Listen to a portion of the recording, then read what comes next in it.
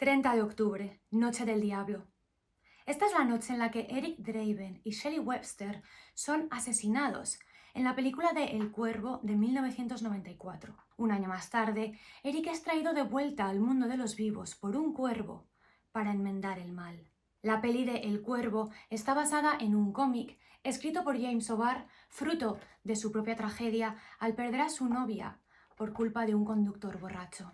El hecho de que esta película tenga lugar durante esta noche, 30 de octubre, no es al azar, ya que James O'Barr es de Detroit y en esta ciudad, durante mucho tiempo, a esta noche, antes de Halloween, se la conocía como la Noche del Diablo. Más o menos desde principios de los 60, la gente solía salir a la calle durante esta noche para cometer pequeñas travesuras, un poco en anticipación a la noche de Halloween. Lanzaban papel higiénico a los árboles, tiraban huevos a las casas o dejaban fruta podrida en la puerta. Era divertido.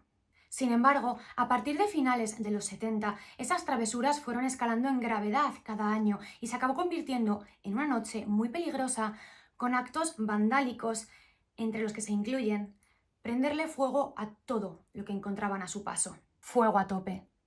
Para que os hagáis una idea, el peor año fue 1984, en el que durante esa noche se registraron más de 800 incendios. Para intentar combatir el fuego, se impuso un toque de queda para los menores durante esa noche y además un grupo de voluntarios comenzaron a patrullar las calles de Detroit para ir denunciando cualquier acto vandálico que vieran. A partir del 2010, cada vez se fueron registrando menos incendios durante la Noche del Diablo y a día de hoy ya casi no hay ninguno. Esta Noche del Diablo también se ha celebrado en otros lugares, a veces con nombres diferentes, pero nunca con la gravedad con la que se hizo en Detroit. Volviendo a la película del Cuervo del 94, esta película para mí es muy especial porque, de cierta forma, cuando la vi por primera vez, que era muy pequeña, sentí como que ya no estaba sola en el mundo, porque si había alguien que había hecho una película así, con esos visuales, esa música, era que le gustaba. Y si tenía un público, significaba que no estaba sola en mis gustos por lo oscuro y lo melancólico. Yo era una niña bastante pequeña y una noche me quedé a dormir en casa de la chica que me solía cuidar habitualmente. Esa noche vino además un novio a cenar y, buscando una peli para ver, vieron que echaban en un canal esta película. ¿Qué pasa? Que claro, yo era un mico, entonces dijeron, uy, igual esta película no es apta para una niña pequeña, pero yo me empeñé en verla. Entonces, al final, entre que sí que no, no les quedó otra que hacerme un hueco en el sofá. El problema es que cuando esto pasó, la película ya había empezado. Vi la película completa desde ese punto, pero no sabía el nombre, no sabía cómo se llamaba la película.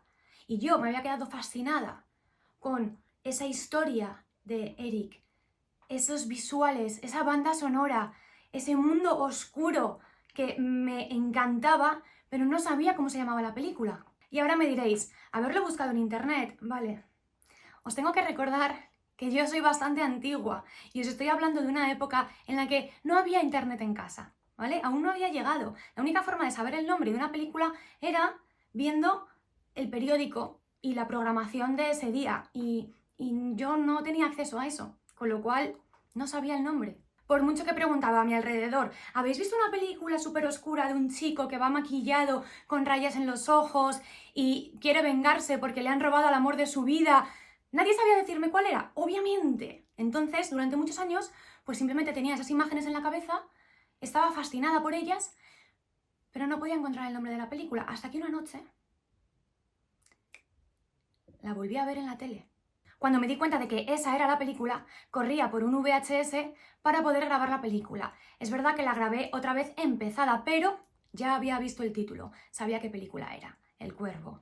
Obviamente mi fascinación por la película siguió creciendo y empecé a querer buscar todo sobre la película. Ya luego, cuando internet llegó a nuestras vidas, fue más fácil esa búsqueda. Me fui enterando además de la tragedia de que Brandon Lee murió grabando la película, de que además se iba a casar con su prometida, al igual que Eric y Shelley se iban a casar el día de Halloween y no pueden hacerlo porque los matan un día antes, y me pareció mucho más bonita aún. Entonces esta película marcó mucho mi vida realmente, porque no solo me di cuenta de que había más gente a la que le gustaban estas mismas cosas que a mí, ¿no? Esta goticidad, esta melancolía, esta oscuridad, esta forma de ver el amor, sino que además había películas que lo reflejaban. A medida que fui creciendo y a la vez que esta película ya había entrado en mi vida, también me fui metiendo en las novelas de terror gótico, en los cuentos de fantasmas, historias de mitos y leyendas, y todo esto pues han ido formando